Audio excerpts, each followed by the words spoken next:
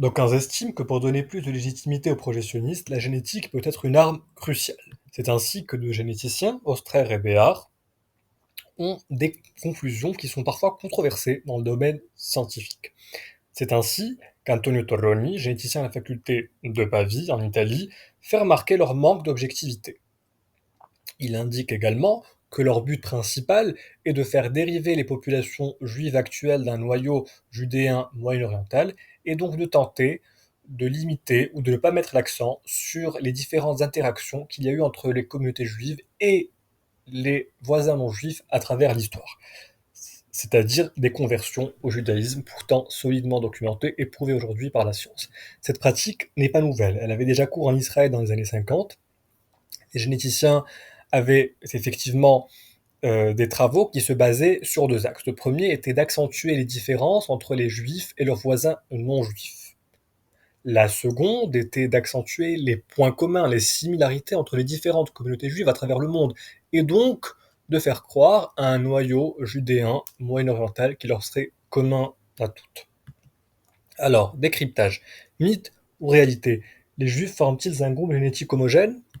Nous allons commencer par l'Irak. Nous savons que l'Irak a effectivement une des communautés juives les plus anciennes à travers le monde, du moins jusqu'aux années 50. La communauté juive vit en Irak bien avant la destruction du second temple de Jérusalem.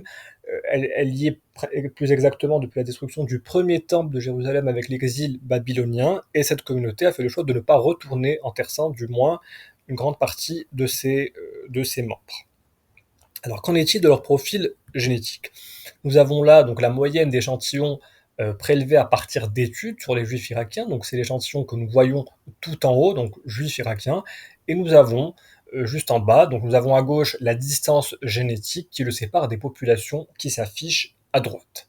Donc nous allons remarquer, très vite remarquer, que les populations les plus proches du juif irakien, ce sont les populations irakiennes non juives, principalement les chrétiens, donc notamment les chaldéens, mais également certains irakiens musulmans.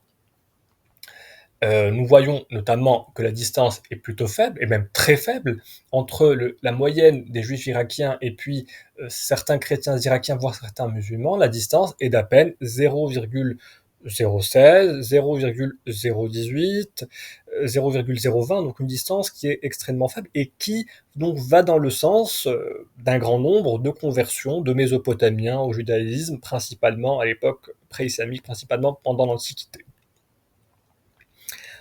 Nous voyons à présent que la distance avec les Samaritains est beaucoup plus élevée. Elle était de l'ordre de 0,16, 0,20 avec les Irakiens chrétiens, voire certains musulmans. Elle est environ deux fois et demi supérieure à celle que l'on voyait il y a un instant. Donc bon, il ne faut pas oublier effectivement que le fond mésopotamien se rapproche dans une certaine mesure du Levant, donc ça expliquerait cette distance qui est plutôt moindre. Et bon, il faut également rappeler qu'il y a certainement un nombre conséquent de juifs, de judéens au sein de cette communauté. Il n'empêche que les affinités génétiques se font tout d'abord avec les Irakiens non juifs, principalement chrétiens. La distance avec les Ashkénazes est infiniment plus élevée, et on est au-delà de 0,08, c'est-à-dire environ 7 fois plus qu'avec les Irakiens voisins. Donc les Irakiens juifs, en tout cas, sont largement issus de conversions au judaïsme, peut-être à travers le royaume d'Adiaben, notamment connu pour le prosélytisme actif des juifs pendant l'Antiquité. On pourrait le supposer, effectivement, on pourrait supposer que ces conversions ont eu lieu dans ce contexte, à défaut de pouvoir le prouver. Cap sur le Yémen. Le Yémen est également une communauté juive très importante jusqu'aux années 50. Et pour le Yémen, la situation est encore mieux documentée, parce que nous savons qu'il y a eu des rois judaïsants au VIe siècle, donc qui se sont convertis au judaïsme, et que le peuple a fait de même. Résultat des courses, le profil génétique des Yéménites juifs est quasi identique à celui de leurs voisins musulmans. C'est vraiment la même population. Nous avons affaire à une même population. La distance génétique est extrêmement faible. Elle est d'à peine 0,015, 0,016, ce qui est quasiment nul, ce qui est tout à fait négligeable.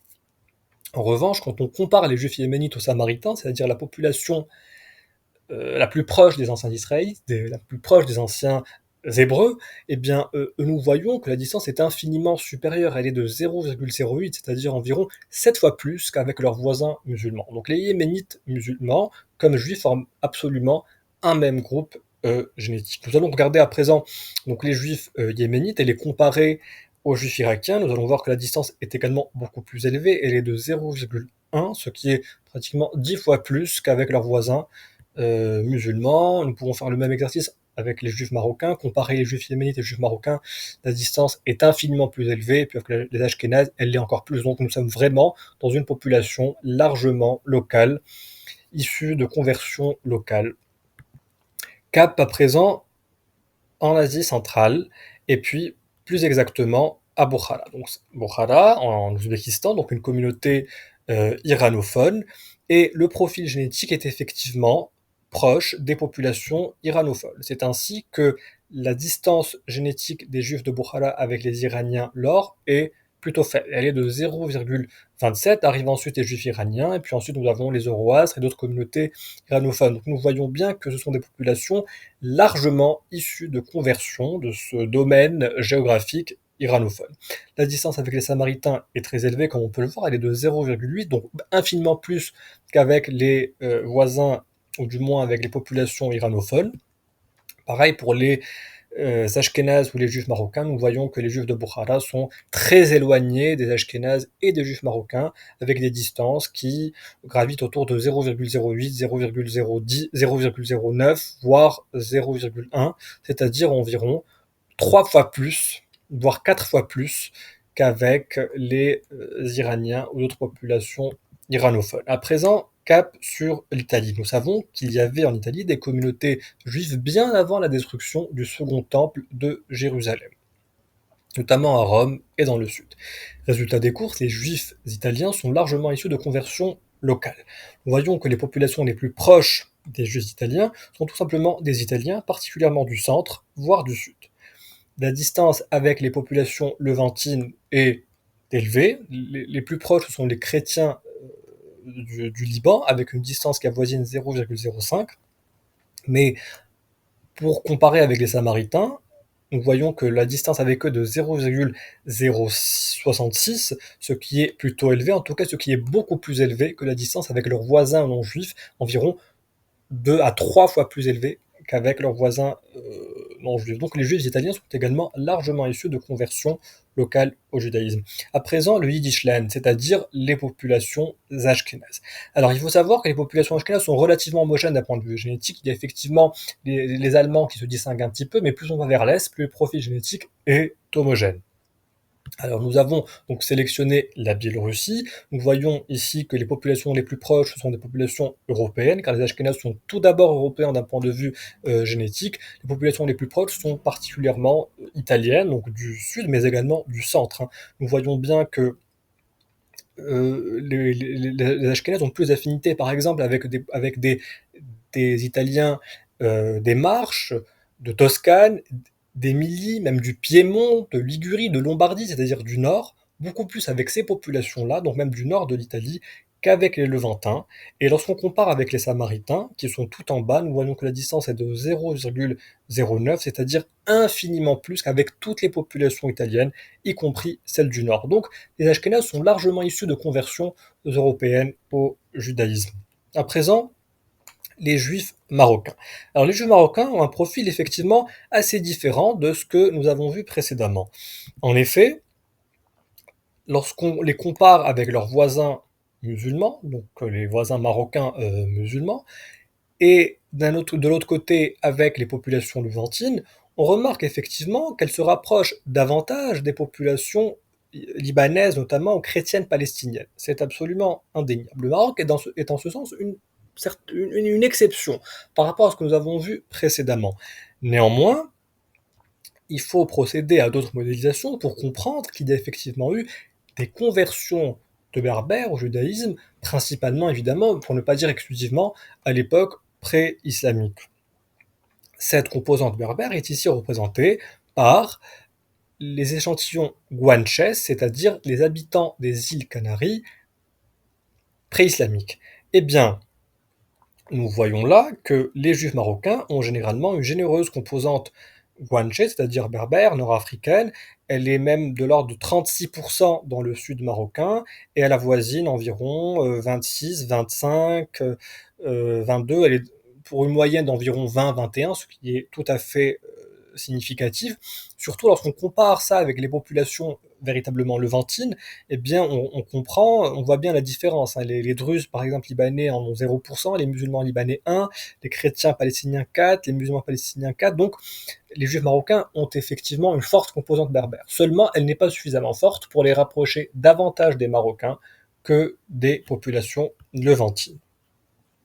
À présent, cap sur le Caucase et les juifs de cette région. Alors, les juifs de cette région étaient effectivement iranophones et largement liés donc à ce monde iranophone de l'Iran.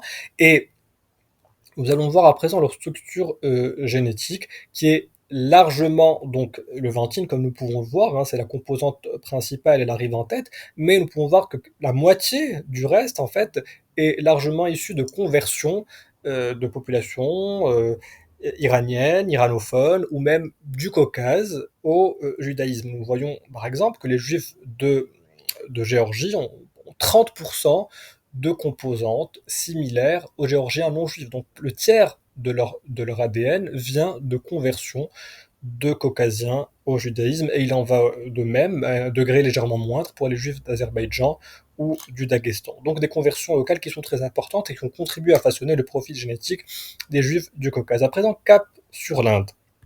Il y a effectivement deux communautés importantes en Inde. Il y a donc les juifs de Cochin, qui sont principalement, pour ne pas dire exclusivement, des communautés locales, hein. Donc les populations qui s'en rapprochent le plus sont tout simplement les populations indiennes des alentours, comme nous pouvons le voir sur ces captures d'écran, avec des distances qui sont relativement faibles, principalement pour l'illustration de gauche, hein, 0,024 avec des chrétiens malayalis, donc du sud de l'Inde.